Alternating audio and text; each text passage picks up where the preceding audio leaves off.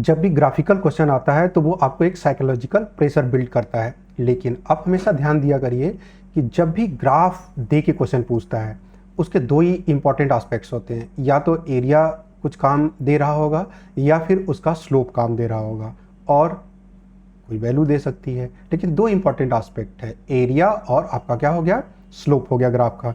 फिर यहाँ पे क्या है, इसके बारे में कैसे सोचा जाए। तो क्या पूछा गया आपको, the magnitude of direction of force on particle two microcoulomb चार्ज। अगर किसी ये जो पोटेंशियल डिफरेंस है, पोटेंशियल क्रिएट हुआ है किसी इलेक्ट्रिक फील्ड के द्वारा, और हम लोग जानते हैं कि किसी इलेक्ट्रिक फील्ड में, मान लीजिए कि ये कोई इलेक्ट्रिक फील्ड है और इस इलेक्ट्रिक फील्ड में कोई चार्ज प्लेस करते हैं तो वो कितना फोर्स एक्सपीरियंस करेगा, इसके बारे में बात करनी है। मान लीजिए यहाँ पे आपने चार्ज प्लेस कर दिया तो ये चार्ज पॉजिटिव है तो along the field force experience करेगा, इलेक्ट्रिक फील्ड ई हो गया।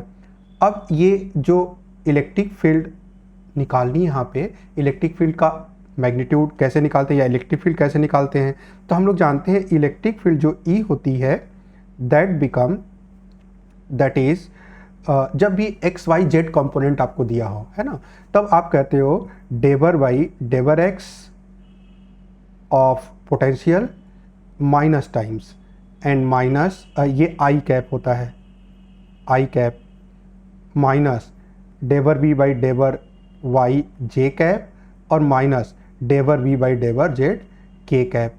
अब आप सोचो कि ये डेबर बी बाई डेबर जेड क्या है, that is called the partial differential.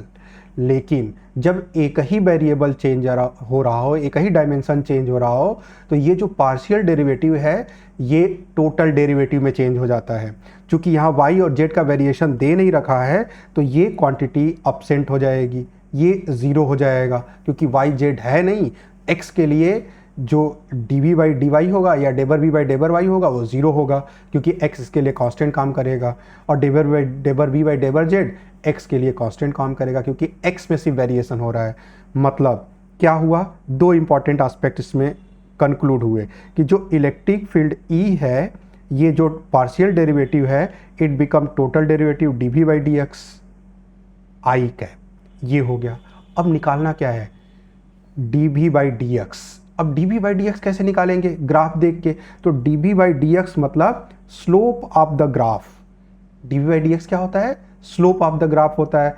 इस ग्राफ का स्लोप निकालना है। स्लोप कैसे निकालते हो, तो देखो dv बाई dx, अगर हम बात करते हैं dv बाई dx, तो चेंज इन पोटेंशियल, तो आप यहाँ से यहाँ आ रहे हो, ऐसे आ रहे हो, तो ये फाइनल हो गया। तो फाइनल में पोटेंशियल आपका क्या हो गया, ज़ीरो हो गया। इनिशियल पोटेंशियल कितना था, 10 था।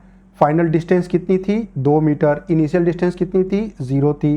तो ये आ गया माइनस का 10/2, मतलब माइनस का 5 आ गया। ये वैल्यू यहाँ प्लेस कर दो ऊपर। जब ऊपर प्लेस करोगे तो it become minus times -5 I cap, इसका मतलब 5 आई कैप आ गया। इससे क्या हुआ, इलेक्ट्रिक फील्ड पूरा वेक्टरली पता कर लिया। आप डायरेक्शन भी बता सकते हो, बधाई हो, लेकिन आपको सिर्फ मैग्नीट्यूड बताना है। तो मैग्नीट्यूड सॉरी इलेक्ट्रिक फील्ड है ये, हमें फोर्स का मैग्नीट्यूड बताना है, बहुत जल्दी में हम तो फोर्स निकालते हैं। फोर्स कैसे निकलेगा, force become F equals to Q into E होता है। अब ई तो हम लोगों ने निकाल लिया है, 5 आई कैप, लेकिन Q कितना दे रखा है, 2 माइक्रोकूलम। वैल्यू जब भी प्लेस करते हैं इंश्योर कर लिया करिए SI यूनिट है कि नहीं है। माइक्रोकूलम कब से SI यूनिट होने लगा, तो 2 इंटू 10⁻6 कूलम हो जाएगा।